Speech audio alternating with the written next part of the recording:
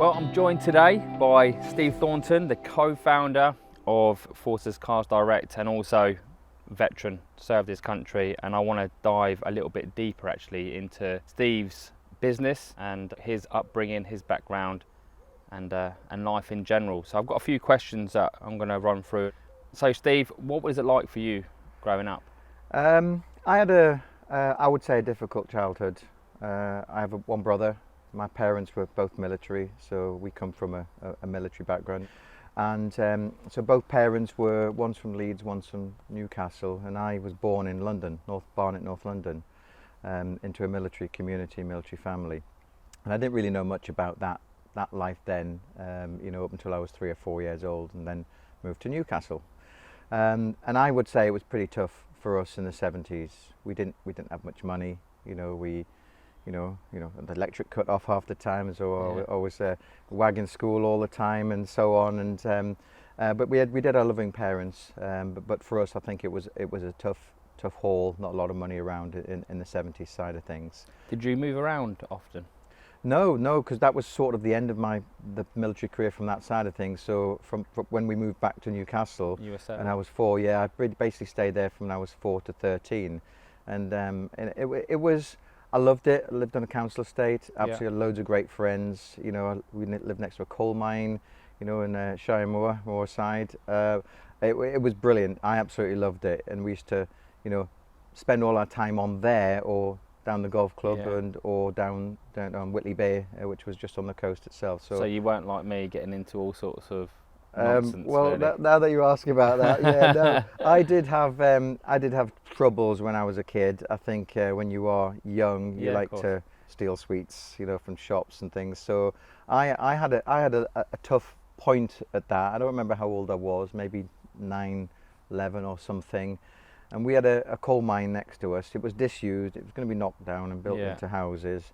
And everyone from the estate went there, to play guns with extinguishers or to whatever. Dangerous place, absolutely. Slurry pits and everything else that was going on. So we were there at one point, smashing windows, doing the general young kid thing, and we got a knock on the door once, and it was the local Bobby who'd recognised someone's name. And essentially we were all arrested for criminal damage, which I thought was odd because the whole thing was being knocked down anyway. And so there was 4 or 5 of us that were arrested and charged, had to go to court. That was tough as a 9-year-old, 10-year-old, and I don't remember much about it other than the fact that I was just told to agree with everything. Yeah. And I remember one point they said, "Oh, you were done for willful damage of thousands of pounds worth of property." And I'm thinking, all we did is break 3 or 4 windows. It couldn't have been that much and that expensive. So I sort of didn't agree to it in that respect in my mind, but I had to obviously keep quiet because my parents had said that, and I'd let them down. My parents weren't very happy with that side of things, and we ended up getting community service. So I had to, really?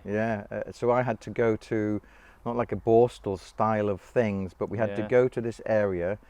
It was like an old school, scrubbed toilets and scrubbed walls in overalls, very similar to, those Borstal days, for 2 hours a day for 6 weeks, every second week or something. So it was like 12 hours, I think it was.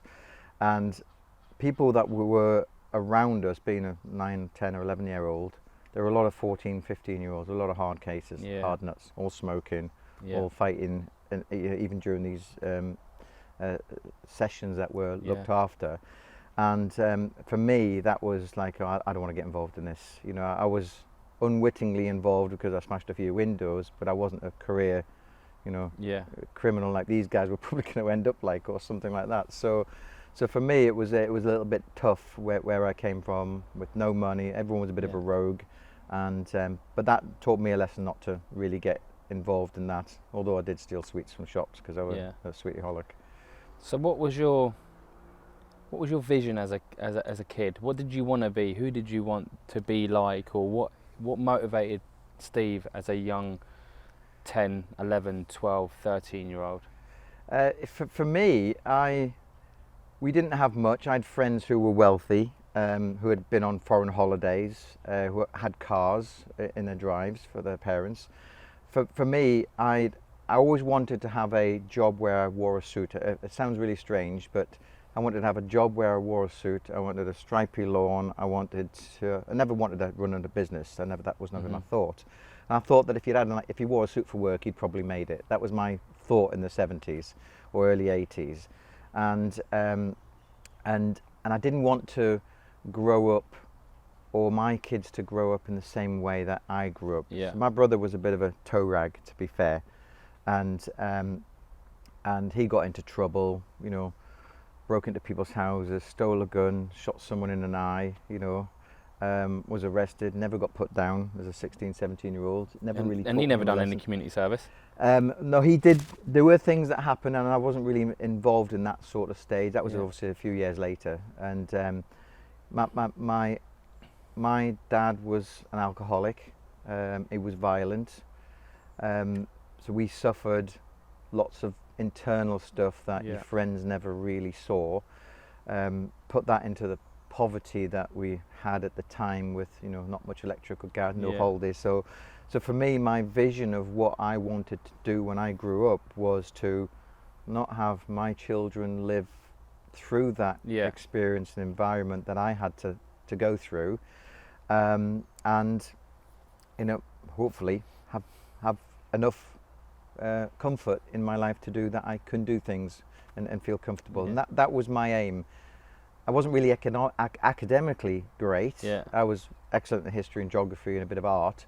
But when it comes to English and maths, I was crap, to be fair, and I didn't really like that.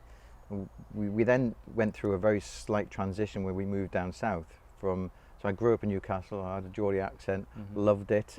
I was the only Leeds fan in Newcastle in the 70s, I can tell you that, at my school. And but then we moved down to, my parents needed a better job, better money. We moved to Berkshire, to Maidenhead in Berkshire, and that was then the start of being a 13-year-old, 14-year-old, and so on. And my wagon school, or skiving school, as you probably call it in other areas, that didn't stop. I was always skiving, constantly skiving school, and essentially left school at 16, and, you know, got a job as a silkscreen printer. And, but what were you doing when you were skiving? Nothing. No. It was odd. There were places to go. There was areas where kids used to hang out who were skivers, and you'd play a bit of football, or you'd just go shopping. But in those days, in the 80s, you were caught. You know, there was always a wagwife or someone who'd come around and grab you and take you back. And I wasn't say it was a serial thing. I'd do it once or twice a month. And then towards the end, getting towards the exams, I started to become a little bit more responsible for myself. My parents were getting divorced, and it was starting to erode. My brother got into trouble, and I thought, with the gun thing, and I thought, look, I can't go down that particular route. So I had to make a decision to try to knuckle down as best I can. I went to sixth form. I didn't stay there long. I wanted the money, and I wanted to live. Parents were absolutely divorced, and I had to find my own place. You know, and so my education really was an abrupt stop at that point. But my mind had changed. The fact is that I now want to earn. I want to do something. And your first job was printing? Printing, yeah. I'd luckily got a job silkscreen printing. Didn't know anything about it. It stunk. The ink that they used just made your clothes stink. But I really loved it. T-shirts or stickers or whatever it is. And I did two jobs. One near White Waltham Airfield and one in the middle of Maidenhead itself. And I loved that. Well, that was my first experience of a factory or a team of 8 or 9 other people in there, and I enjoyed that, to be fair, at the time. And it wasn't good money, but, you know, it was good fun. So what made you decide to join the military? I would say that it was always something I wanted to do, and I never wanted to do it as a boy soldier. For me, I wanted to experience civilian life first, and there was going to be a time that was right for me. I didn't figure whether it was 18 or 20 or 23. I really didn't know. And at the time I was working for MFI in Slough, and my parents had split, you know, and I'd see my mum every now and then, see my dad every now and then. You know, he was still my dad even though he was an alcoholic. And something just changed once, where that persona of his was changing, and it was everything that happened was all your mum's fault and all that sort of thing. I thought, I can't be bothered with this sort of shit. And so I was 21 at the time, or 20 at the time, and I thought, right, this is the time for me. I've experienced civilian life. I've had to get my own rent, had to pay my own way in life. You're self-sufficient, basically. Self-sufficient, yeah. And I thought now's the time to go in, and I didn't want to go in really unprepared with life. So I went to the Army Careers Office in Slough, and there was an RSM there. I don't remember what unit he was with. Asked me what I wanted to join, and I said, I want to travel the world, and I don't know whether to Germany or Belize or wherever it is. I want to do that. He says, what are you interested in? I said, I don't want to be infantry. I don't want to be in a tank. I don't want to be infantry. I don't like the Navy because I'm seasick. I didn't have the academical qualifications to do the RAF, and but I like planes. And he says, how about Army Air Corps? I've never heard of them. So he showed me the berry, and I thought, blueberry, that's like Spetsnaz. Oh, that looks really cool. And they were obviously helicopters. I thought that's really good. And there was a pamphlet that opened out about this big, and it was a map of the world, and it had all these points in as to where they were. So Cyprus and Belize and all those other places. And I thought, Germany, right? I want to do that. And so I applied to join the Army Air Corps, and I think that was January 1990, and I got in fairly straight away to an intake, which I believe was like the 3rd of April, which was interesting because that's when poll tax was starting to come into the UK in 1990. So I was lucky to go out and do that, and I joined up April 1990. So 1990 was also Gulf War One. Correct me if I'm wrong. It was, not that point. You must have come in, joined, went through your training, and then how long was it then till you deployed? It was, I would say it was pretty instantaneous. So it was April 1990. We were at Winchester, I think it was Sir John Moore Barracks, where the light infantry were training and a few other regiments. Finished there, went to Middle Wallop, training near Andover, and did my trade training. Went up to Leconfield, did my driver training. Driver training, that's right. Yeah, we did, I think they were in MJs at that time, so we didn't even have power steering on those trucks, you know, it was a tough drive. They're old school. Yeah, old school. And I'll tell you what, that was one of the best places I'd been to. Leconfield was immense from there. And then passing that out, we'd already put our preferences in to go for postings, and my posting was basically Germany. I didn't want to go anywhere else. And so I got back to Middle Wallop, and I was selected to go to there, had leave, and I think it was about September 12th or something like that of 1990 that I was due to go to Germany. August was the time when Iraq invaded Kuwait. So that was very quick within the end of my driver training start to the end of the driver training where this thing had happened. And I don't know if it was that apparent whether something was going to be done globally, but it seemed to be very, very quick that they were going to make a decision to go in and protect Saudi Arabia. And so I'm hoping, you know, I've just joined up and I might go in. My parents from the military 12 years never went anywhere. So I thought, well, that would be really cool to go if it was selected. And so I flew to Germany in September to 4 Reg Army Air Corps, which was based in Detmold. And just a newbie, you know, sprog, gobby, crowbag. I was honestly, now although I was 21, I was more mature than some of the 18, 19-year-olds. I was really a bit of a gobby guy, and you know, I got a few lessons taught to me at that point. But I was lucky still to be selected for the advance party for the regiment, which was in December. So we went to Ramstein Air Base on a Galaxy. I think it was 2 foot of snow, and we landed in Al Jubail. You know, it was like 35 degrees heat, 6 in the morning. Very typical of the British Army. What a day! We flew via Spain for some strange reason, but I don't know why that was. But it was an experience to just be so quick from training, without really settling into my unit and understanding that side, to then be thrust out into something in advanced party. So I think I was lucky because I was a gobby kid, but grateful that I was thrust upon me. And how long from advanced party to withdrawing? How long was it? How long did you actually do in Gulf War One? We were, so it was December for me, and I think a lot of our other units arrived in January, or other parts of the regiment arrived in January. And the air war started, I think, the middle of January for about a month. Yeah. So it was obvious there was going to be conflict. Yeah. It wasn't that they were going to pull out, they really weren't going to do anything.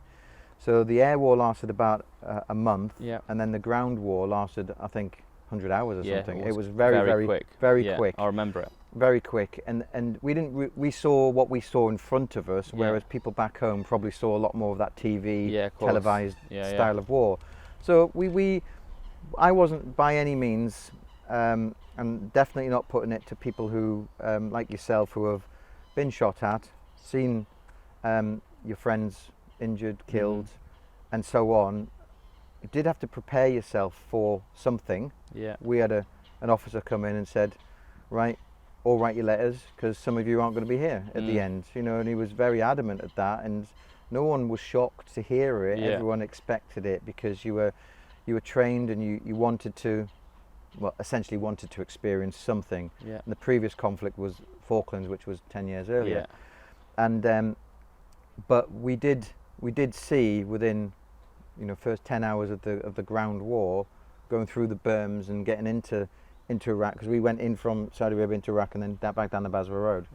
And so we saw very, very quickly the burned out T-55s, the bodies, and so on. And it did sort of hit home fairly quickly that, you know, this isn't a fantasy. Now this is true life. But you know, I never really had to experience that incoming fire or taking on a position.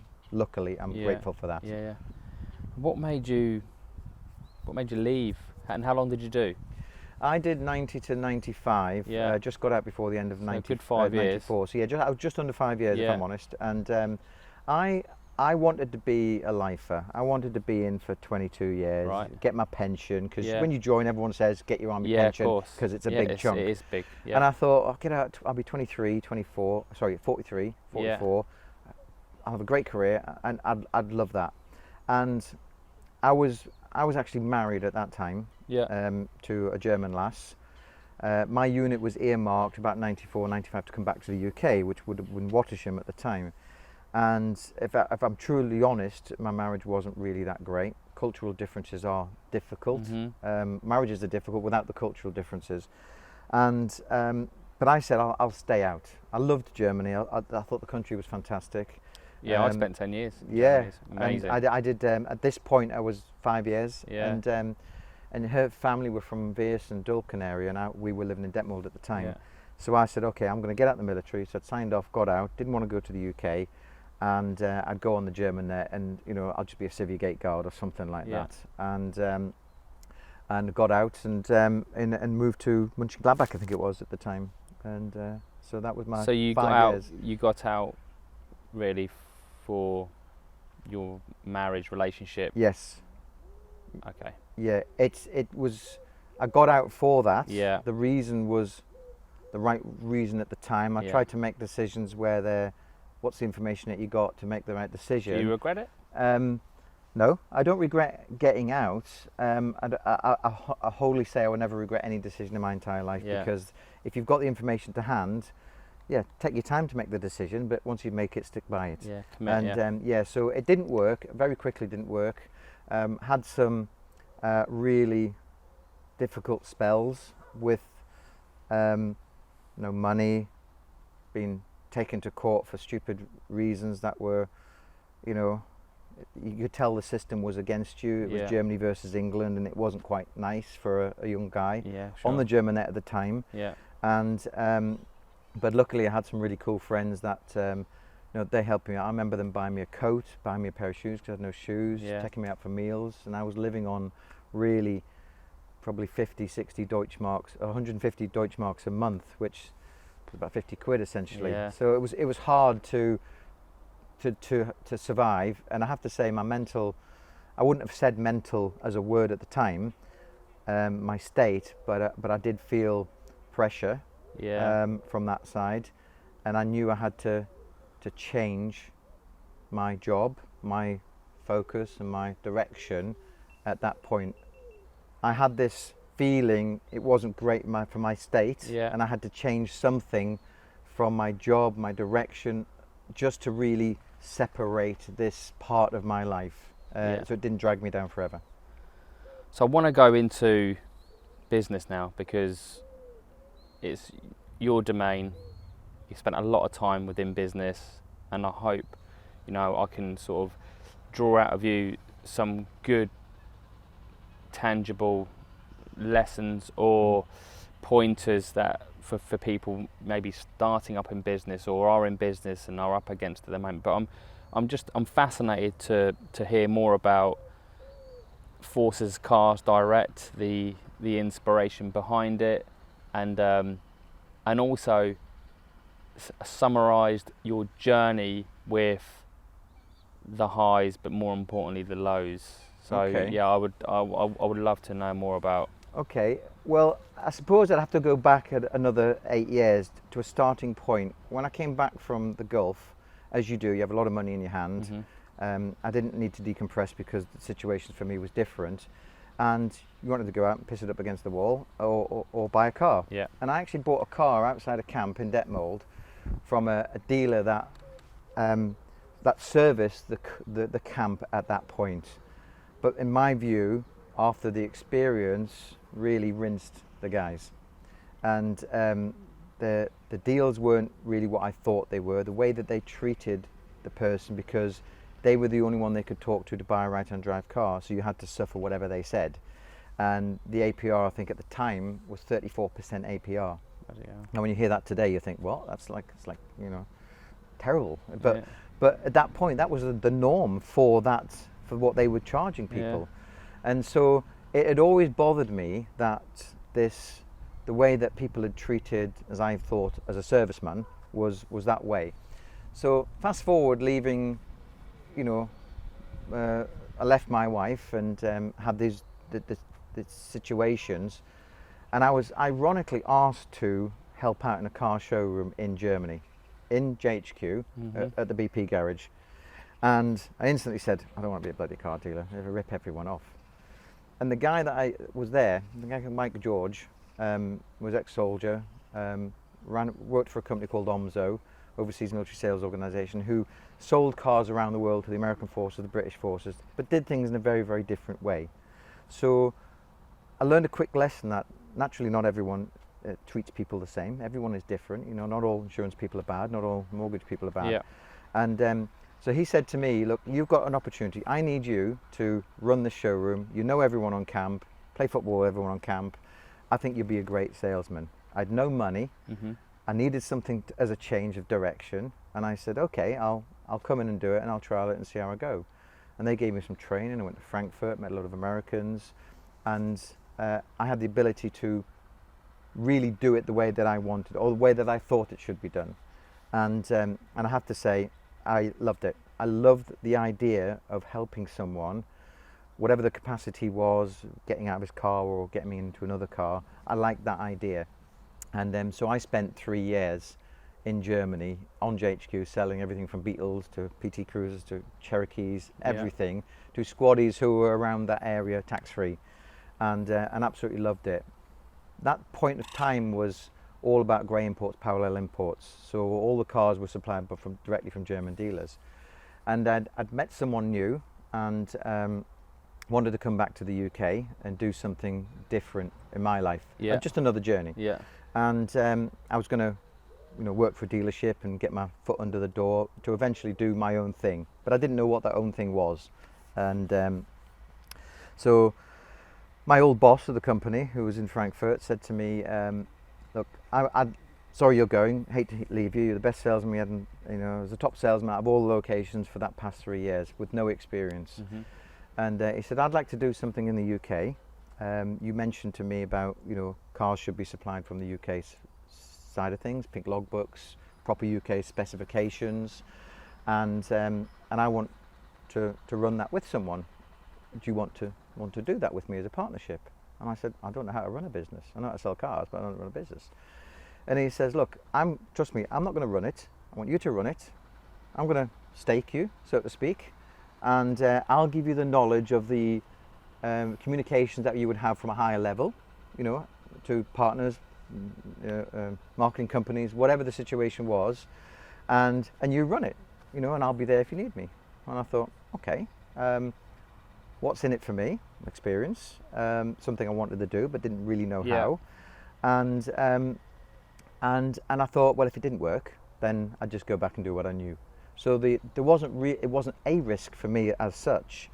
And my uncle said to me years and years and years ago, if you have a good idea, don't talk yourself out of it, because there's plenty of other people who will. Yeah, because they'll always knock you down. That's rubbish. That won't work. What are you doing? I could have done that, or whatever. And I always stuck with me. Little things over the years you find or you hear, it stuck with me. And I thought, I'm going to give it a go. And as I said, if it doesn't work, then I've tried. And it immediately took off. So we trialed it for 6 months before we registered the company, which would have been mid-2000. Mm-hmm. And then we registered it, Forces Cars Direct, just selling tax-free cars to the military overseas in January 2001. We became a registered limited company. So that was my intro into that business. That then changed very quickly, because we're now 2001, and 6 months later, 9 months later, we all know what happens. Yeah. And so all these emotions and troops and things all changing, my dynamic of how we did sales, which was doing really well, and it was growing, it was fantastic, and we were negotiating better deals with manufacturers who loved the idea directly, that they'd never heard of this program. And when I approached all of them and said, I want to do this and give back to the military for their levels of service and so on and so forth, they're like that, wow, it's a great idea. They were hesitant, but they loved it, didn't know how to understand it, and we said, we'll take care of it paperwork-wise, tax-free, because it's a very complicated process. You can't just walk into a dealer and say, I want a tax-free car. It just doesn't work. So we sort of, we scratched their itch that they were getting calls about tax-free cars, because the imports were disappearing and people were now calling dealers. So we said that we would cater for all of that. So more manufacturers got on board, and we grew the portfolio for that to sell more cars overseas, which was, it was great. It was great. It was great. In terms of mental toughness for that period, I was all on my own. So for the first year and a half, probably now into 2002, I would say 7 days a week, not a full day on a Sunday, it was quiet. Mm-hmm. 7 days a week, licking the stamps, as because going to the post office and doing the marketing, doing all of that. It was quite tough. And my partner. I feel your pain at the moment. What I'm doing. Yes, it's only something you can imagine if you're in it. Yeah, of course. To control all of these facets of the business. Everything. Yeah. And my business partner, again, was there and out doing different things. He said to me, how's it going? And I said, great. Well, we've done more than we thought, and it's great. And the profits, they weren't particularly great, but no business is to start with. Of course. We were black straight away, so we weren't in debt. So we did quite well. And he says, do you know, I can tell you every name of every customer, what his part exchange is, how much it's worth, how much profit we're making. He says, all of that. He says, at some point your mind's going to explode. And I said, no, I can handle it. And then he said, well, one day you're going to go on holiday. And I said, well, I don't need a holiday. He said, one day you're going to go sick. I said, I'm not going to go sick. Yeah. Squaddy, you just don't go sick, do you? And he said, look, I'm telling you, you need to recharge your batteries. So I think you're going to need an administration person or a salesman or something. Well, no one's going to sell better than me. No one's going to, stamp the things better than me. Yeah. And for me, I was a little bit selfish, arrogant that I knew it all. And but very quickly thought, okay, he's been in business 35 years, so reluctantly said, okay, I'll give it a go. And we employed our very first person, probably, I think it was like 2003, I think it was, and as a full-time administration. Yeah. But very quickly there was a salesman, very quickly there was another salesman, because the business was growing, and the reputation that we had was fantastic, because there's a lot of bad reputation in the car trade, especially in Germany. And proud to say that Laura Foster, who joined us in 2003, is still with us today, 17, 18 years later. That's brilliant. That's great loyalty. So Yeah, that's a credit to her, and it's a credit to you, because you must be doing something right to retain so many. You know, I had the pleasure of going into your business yesterday and speaking to your staff, and it's not just Laura who's been there for longevity. There's a lot. So, and that's hard, right, to get right. So that's credit to you. But so we're talking about the growth, you know, the good wins and the business growing and scaling. When was your toughest period within business, and also how did you overcome that tough period? I think that there's a number of toughnesses within the business itself. So you mentioned employing people. That's tough because you saw the successes of the people that are there. You haven't seen the 40, 50, 60 people that we've employed over 20 years that haven't been successes. Yeah. And so we've made mistakes in terms of how we approached recruitment. I've made mistakes personally of a managerial style, that when we started to add people, that I was too micromanaging the situations, because I would do it differently, or I would do that. So for me, it's very, very hard, even today, and some of the people will still tell you, I'm not detached and play golf every day. You know, I'm there as a visionary and an advisor to support the team that's there. Yeah. So it's hard to not still get involved in that. I know everyone's name, we know we all go together, we all celebrate together and so on. So that's tough anyway, and that's an ongoing thing, so that will never change, I think, from that side. We made mistakes in business ideas, directions of what to do and how to do it, and that was, I think that is an inherent part of any business, that you are going to make mistakes and overcome hurdles and so on.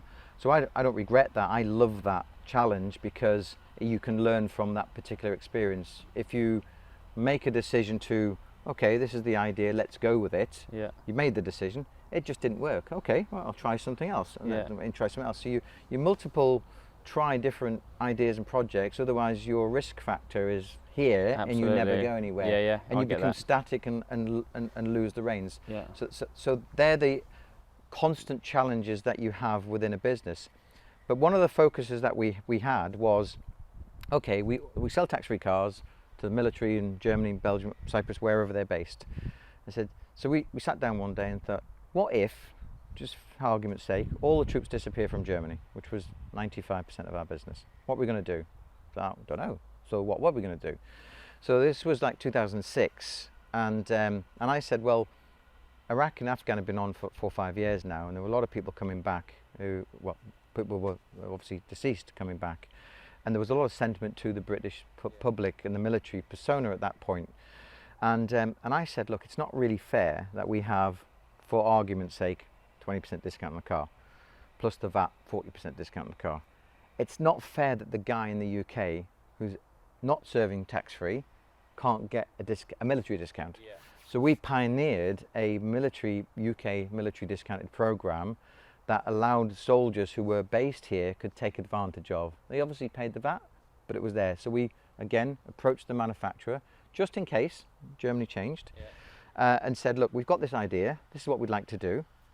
And I've got to say, they were all on board instantly. Really? Instantly. It wasn't a case where we're not too sure. Yeah. There are a couple of franchises that still don't do that even today, and I won't mention them, but they're quite obvious. And we just, okay, well, we'll use some other franchises and help out. So we wanted to be, we wanted to be a brand that was for everyone. It wasn't just this brand, that brand, and that brand. We wanted to do new and used and leasing and, and finance and so on. We wanted to be a one-stop shop destination for all things military. So we opened it up to UK military in about 2006, and things started to take off at there. And to come to your point, what the tough challenge is, we then were coming into recession area, 2007, 2008, 2009, 2010, that sort of area. And we'd expanded into another part of the building at that point, employed more people, spending more money on marketing. And then we suddenly had this massive global collapse of economic factors that we could not control at that point. And that'll happen in business. We didn't know what to do. The safest thing was to scale back, a scaled scale back. Yeah. So we reluctantly had to let some people go, but it was to survive the other people in the business. We reduced our outgoing costs, marketing and so on, and we had to survive essentially at that point. So we had very, very tough year and a half, 2 year periods until that situation had changed. But again, luckily, that situation gave us another thought. Said, okay, a lot of people were leaving the military. Why don't we do ex-military? If you left 25 years ago and you served your country, why should a guy who's only been in the military 3 months get a deal? Yeah. So we approached the manufacturers for that side of things, and we expanded the UK military to retired MOD and so on. And again, very, very accommodating manufacturers to do that. Luckily, sales were down across the UK, so they needed more business. So we had a nice new market that we were targeting, and that sort of worked really, really well. And so we're really proud to overcome that challenge. Kept all the good staff that we had, trimmed down where we needed to, and we overcame that situation. And that was the exact point where they said that all the troops are going to come out of Germany in 10 years. And sure enough, that drawdown was starting to happen from 2010. That's right. And but we, as a business, had to look at other areas and not just focus on that one particular area, which is a mistake that some businesses would do. Narrow-minded, isn't it? It's like being tunnel visioned, where you have to think broad and have contingencies within the business, or courses of action within the business, and that's what I think the military really give us, them tools to strategically plan for shifting. There's kind of a crisis plan. What ifs, this happens, like you guys you knew probably subconsciously that Germany was going to come to a close at some point. So you started to plan for that, and you had to then figure something else out, which would then allow you to continue to grow, continue to move forward and punch forward. And I remember you saying yesterday that it's not all glam. You suffered a few break-ins where it wasn't just a break-in, and I'll let you elaborate on on that story. Yeah, that was probably going back. So at the point where we expanded with 2010, but so if you go back to 2005 or 6, before we'd moved into the newer building, we were in a business, you don't have the best offices to start with, you in maybe some undesirable areas. So we had an office in an area, ground floor, and I get a call from Laura saying, really sorry to say, but we've been broken into. And I said, okay, well, I'll be 15 minutes down the road and I'm on my way in. So we got broken into, and it was pure vandals. They just in all the drawers, smashed all the computer screens, nothing was taken, we had no data or anything like that. So everything was smashed in, and tables upturned and so on. Whatever was in anybody's drawers, like peanuts or chocolate, whether it was just everywhere. So we sorted all that out and we got repaired. We were up and running within literally a day. Our computer firm company had stock. They come in, reset everything up, and within the next day we were ready to go again. And it was an awful feeling to be violated like that, and from probably druggies or people looking for money. So that was fine. So about 2 weeks later, I get a call, same sort of time in the morning, because that's the time when Laura was getting in. And she went, Steve, I'm sorry to say, but we've been broken into again. And my heart just sank. And then before I could say anything, she goes, but it's worse this time. And I thought, well, what could be worse than upturned tables and broken computers? And she went, there's shit all over the walls and the floor. And I just thought, what? And she went, and I said, are you sure? She goes, we can smell it. It's definitely true. And then there was more broken glass everywhere and so on. And so we were a team of maybe 6, maybe 5 or 6 at that point. Laura was definitely there. I'm not sure if Zoe was there, I can't remember. Probably at that time frame. And and so Sharon's next to me at home, and she goes, "Oh, do you want me to come in and help?" And I said, "Oh, that would be really good, because I don't really want the girls to come and do that, you know. And we could have got cleaners, didn't really know." And so we went in, bought a load of gear with us from home, and we spent the next 4 hours, you know, disinfecting, cleaning, yeah. Feces. So when someone says, have you got to go through shit to run a business? Yes. Sometimes, yes. So it's not all glam. People see the end result. They don't see that. So that was a thanks for reminding me that. That's a memory I was trying to get rid of. But yeah. So you do have to overcome varying things, not just economic factors, but also, you know, break-ins. But what it did do, it immediately went, right, we're moving. That was it.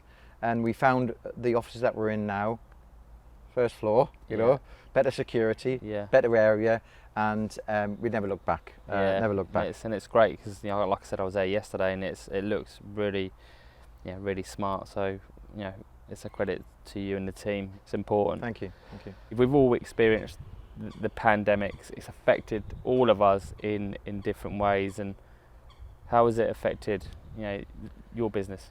It's another sort of an economic, I suppose, situation that you couldn't have foreseen, that just came out of the blue like that, and we were again in a growth phase for us. We now do emergency services and teachers with our sister brand Motorsource Group, giving back to those communities, NHS and so on. Yeah. And I think obviously the beginning of last year, you know, we had this COVID situation, coronavirus, coming around the world and so on. And I thought fairly quickly that there were going to be some forms of lockdowns or something, but you could never experience really what it was about. And so we had, for a month and a half, all the staff saying, what we're going to do, what's going to happen.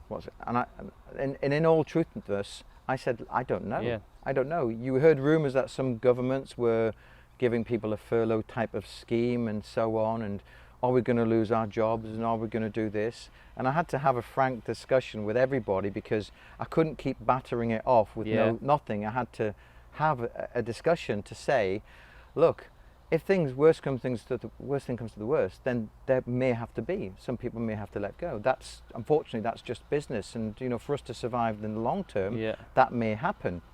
And so lockdown essentially literally was coming, I think in March, 23rd of March, and they said, right, within 2 days everyone's got lockdown, or within the next day. I mean, it was instant.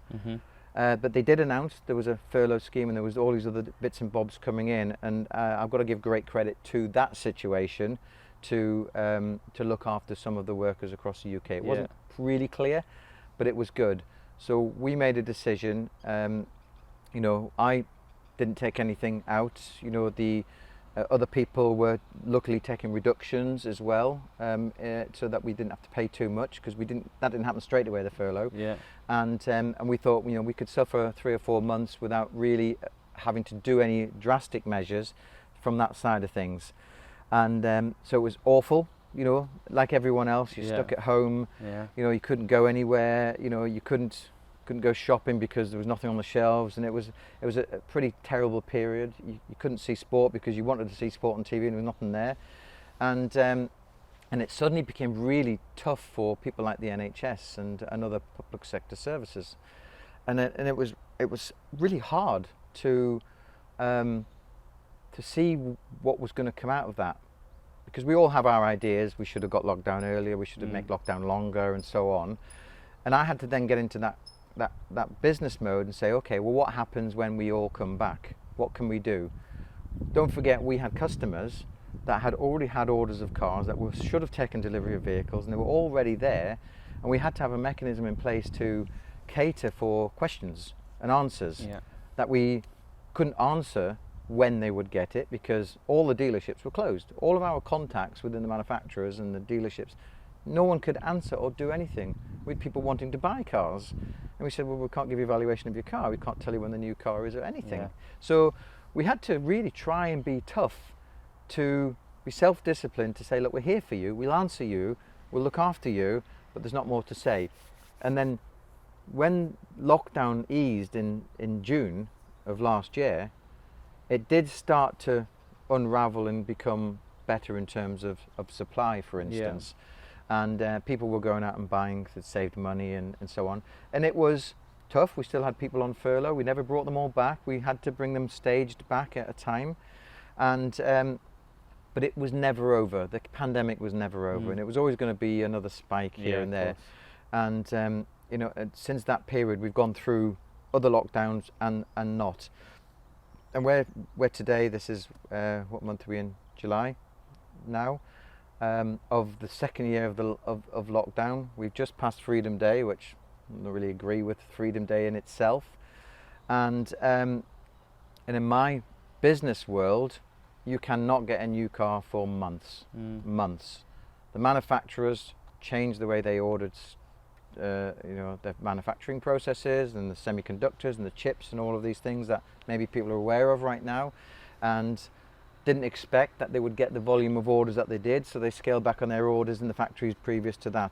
So we're now in a period of transition where there's shortages of lots and lots of vehicles. No manufacturers different from that, and that's a real challenge. So going through a recession and being broken into, and currently COVID and still in COVID, is that the challenges that you've got to try to overcome in some way. And you've got a clothing brand. You may have suffered from distribution or something like that from that, or maybe COVID's helped you because they're at home and they can click and buy straight away. So there are really tough things out there that we've still got to suffer, and that's tough. And you mentioned your sister brand. I heard you just earlier. Just tell me a bit about that. Yeah, Motorsource Group, we launched it in 2013, and we'd had people leaving the military and joining the NHS or joining the police force and so on. Another structured organisation, and there were police officers being shot and killed, there was a teacher stabbed, and I thought that these public sector workers needed also something that was for them, you know, as a thank you for their service. So our Forces brand, as you know, is if you serve, you save. And our Motorsource brand, we thought that these were our everyday heroes. Even back 5, 6, 7 years ago, before the NHS has been looked after today, we'd recognised that they should have been looked after years ago, in truth. And so we really had a hub and spoke model. Again, talk about business, how can you grow, how can you scale, find something that is similar. So like your clothing brand to golfing equipment or to football equipment. So for us, it made an obvious choice to look after those public sector workers who deservedly had a good, were overworked, underpaid, appreciated, and I felt they should get, you know, a better deal than someone who works at Pizza Hut or Boots. And so we grew, and that's grown and done really well. Thank you. Brilliant. Yeah, Wayne, that's brilliant. I love it. I think it's great, and you're right. You know, these are the people who should be getting the deals. You know, absolutely. What, you know, the sacrifices that they are willing to do for, you know, for us, and so it's brilliant. I just want to finish off on advice, really. What advice would you give someone who is thinking about maybe starting up a business or is in business but is looking for another way to maybe scale or another angle to grow? That's a great question. Wish I'd had that when I was younger. I had a mentor, so that was great. I think if you have an idea, put it down in paper, because ideas in your head don't work. You have to structure it, put it down. You might not be great at writing business plans or anything, but structure it down, what you want to achieve, how do you achieve that, and so on. That will help you identify what to then do in the next stage. And trust me, the internet can tell you anything, and they'll advise you as to where to go, what to do. If you've got someone who's similar or has been in business, I think to listen to their challenges and examples and other things, that's great to bring someone on board like that. I looked at, when I was younger, if you Zoe's in marketing, got a marketing degree. I don't know anything about marketing. I know what it's about, but I don't know it. Laura's in charge of the office manager, and sales marketing director is now someone else. And if you want to grow and scale, you have to have people who are better than you. Yeah, I agree. In certain situations. It's not a knockdown for you. You're leading. Leading is a hard job.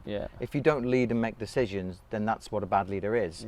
So if you're a good leader and make good decisions, and good decisions are good recruitment. So, you know, you get the right person in the right positions at the right times. You'll go through failures, but getting the right people and getting good advice is really good. And that's something I would definitely recommend. And I also do agree.